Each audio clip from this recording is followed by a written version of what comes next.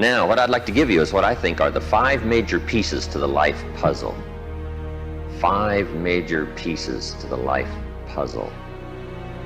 If we can study each of the pieces and then put it all together, the chances of it running well are just a lot better. Mr. Shope gave me a simple formula when I first met him, and let me give it to you. He said there's usually about a half dozen things makes 80% of the difference.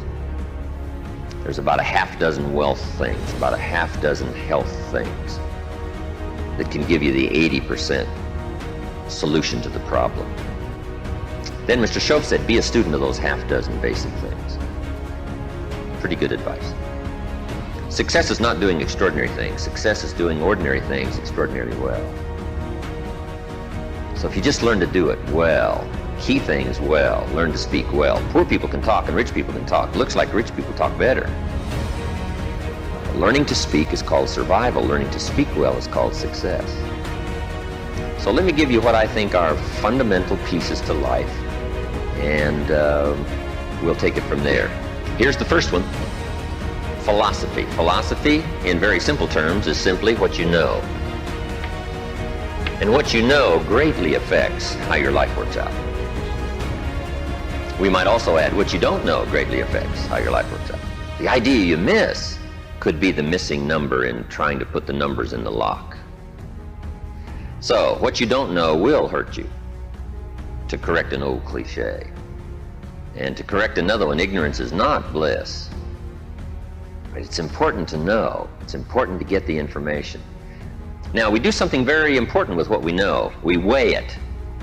That's another good word. We weigh. Weigh everything before you do it, before you buy it, before you try it. Make sure you weigh it. Everything you get ready to do, you got to decide whether it's a major or a minor. And you don't want to give minor things major time.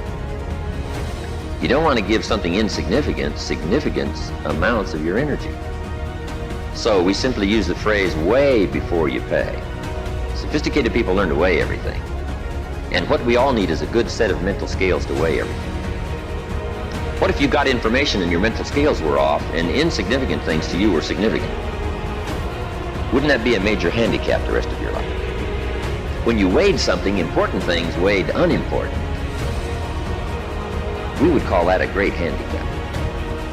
So it's very important to weigh everything properly, and that's the reason for sermons and songs and lyrics and lectures and seminars and conversations and professors and teachers. It's one of the reasons why we converse with each other, and we debate and we think about and we ponder and we perceive and we weigh and we try to find out where the values are. Because you don't want to proceed and give big chunks of your life to something that's insignificant. Okay. So we get information, we weigh it, then we come to conclusions about values. Big question in forming your life, where are the values? What is important? What should weigh heavy on my mind and I should give it significant time and significant energy and significant money? Shope said to me, poor thinking habits keeps most people poor. Not poor working habits. Most people work hard, but they don't think hard. They don't use their mind to really try to perceive where the values are so that they don't waste any time. It's easy to spend big chunks of your life on insignificant things. It's one of the major pieces of the life puzzle. What you think about, knowledge, how you weigh it, the conclusions you come to, the values you perceive, thinking. If you really want to help somebody change their life, you have to start changing their mind, change their philosophy, change how they think. Somebody says, well, just motivation, that'll do. And the answer is no, motivation won't do it. If a guy's an idiot and you motivate him, you got a motivated idiot. Right? Say, no, that's not what it takes. Now, it's very easy to make errors in judgment. Errors in judgment. I'm now teaching people, even after they're out of school, university, college, they should read at least 1 or 2 books a week. It's easy when you get out of school, right, and get a job to just sort of let that all slide, not keep up the learning process.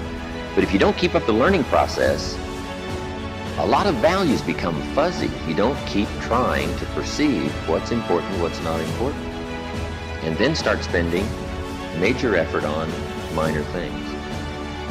So we have to keep learning. What if a guy spent his book money on donuts? Right? We would call him greatly deprived mentally. In 10 years, the guy's bought 2 tons of donuts and only 2 books, right? Mostly with pictures, right? And he wonders why his life isn't working well. Reason. After he got out